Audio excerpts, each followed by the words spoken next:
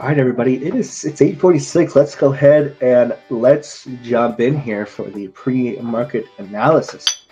Maybe. All right, but again, you got to take it for what it is. It's likely going to be a scalp. And the other worst case scenario again is that we wait for a buy setup, meaning we pull down to here.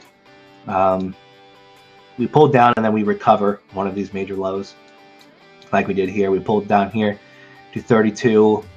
To 32.77 to 70 or to 80, and then recovered here. We got a nice squeeze to the upside. All right. The only reason I'm just hesitant on sells is because of the recovery of this low. Like this was very, very, very bullish to the upside on gold. All right. So again, if I was looking to take a sell, I might wait. But again, a loss of 32.80. 32.75, it would be a breakdown trade. Again, high probability of loss. All right. So again, you could wait for it to fail and then recover this zone again. That would really provide a massive squeeze to the upside. But again, the other scenario, we're going to have a pullback at some point. So let's say we pull up the fib chart here. Lows. Let's go up to the high. All right. We may have a pullback. I mean, look at where the 50% is just about down here at 280. All right, at 32.80 here. So it also wouldn't surprise me for us to get a pullback down to here and back test 32.80. That might be an interesting spot for a buy. All right, so I think gold's going to be a little bit weird today. All right, again, when we're in these days of things where it's like a massive move to the upside, price starts getting a little bit weird, right? Because again, this is inefficiency. All right, this is an inefficiency created by the market. All right, so the market's going to want to get back to efficiency, all right, but it just depends on who has the majority control. I think bulls have the majority control above 32.80 to 32.75. All right, so I don't want to go against the bulls, right? So that's gold. I think those are the majors that I'd be looking at today. Again, it might be one of those things where I might even, if I was trading gold, I might not even trade it today. Again, you got to keep in mind, oil is still in a downtrend, right? We haven't reclaimed any upper end highs. So what might be interesting is a reclaim here of 59.15. The last time 59.15 was reclaimed, we did push up here to 59.88. All right, so a reclaim of here for a breakout in oil could push us up, right? Back up here to back test this. Now, we have already back tested 59.88. So it stands that we could just back test 59.15 and then fail it and push back down to back test the lows. The other scenario is that we just range trade in between here like we've been doing, right? So we formed like our first full round trip here from the highs and the lows. We formed a new low. Actually, no, we did form a new low, but still, this is the low down here that we're battling at 55.52. All right, so if we range trade in between here, again, what we could look for potentially is a back test here that then fails and pushes down to the downside. Otherwise, if this recaptures, we could maybe see a squeeze from that. But again, you got to be cautious. You got to be cautious with oil.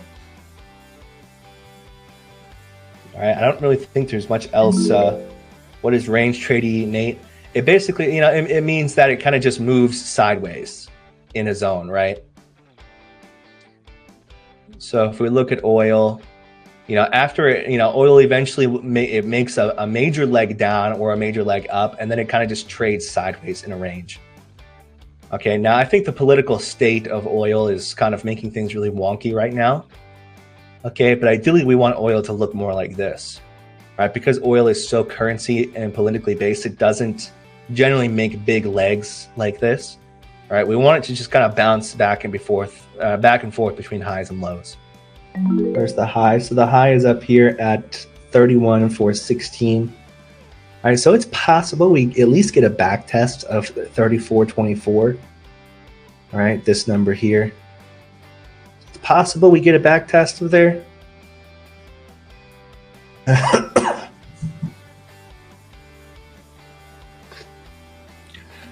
All right. So if we get a back test of there, that could be potentially interesting for a back test short. All right. And obviously where we fell off yesterday, 34.42, could also be potentially interesting. So I think the biggest thing here is, but for me, again, no sells really in this range until we fail at 33.74. all right, because we would want to break down here, and because you can see we're kind of building an upper end demand zone shelf up here where we're getting some volume building up around here. We formed a new low here at 33.74. Now this at 33.74 has only been back tested essentially once, kind of twice. All right, so it stands that we could back test this again and then push back up. All right, so if let's say, for example, 33.74 fails, then all we do is just wait for a retake. All right, so we get a failed breakdown off of 33.74 that gives us a push to the upside. All right, and if we then decide to fail that, what we would want is a failure, a back test that then fails from there. And we would want to see seller volume step in quick. So I'm already not liking this trade because sellers aren't stepping in. All right, so right now we have macro high of this previous zone, right? 61.50, right? 61.50 is the previous low of this zone that we had up here, right? We came down, back tested it 3 or 4 times before failing and causing a full-on breakdown to the downside. Now, if you look at what we're doing right now in the overnight session, what are we doing? What are we doing here, Kirby? Anybody? What are we doing here?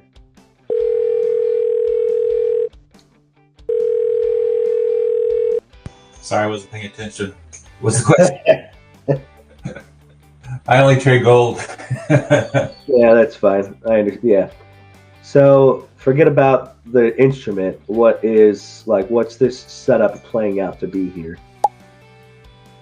Back test short. Dang straight. You're dang straight. We're getting a back test short setup here. Now we've only come up here and touched this once. But for the time being, you can see here as we came up and back tested 61.50, we almost instantly sold off. Right, so there were some sellers that were waiting here for this back test to finally happen. All right, and so as it stands on oil, if this continues, right, so maybe we might want to wait for them. I mean, it's going to back test at some point. All right, so it's going to maybe come down to here and then come up and back test here. All right, this stands that oil could push down farther. Or again, we'd love to see if we see an exit down here again at 58.85. That could give us a nice push to the downside.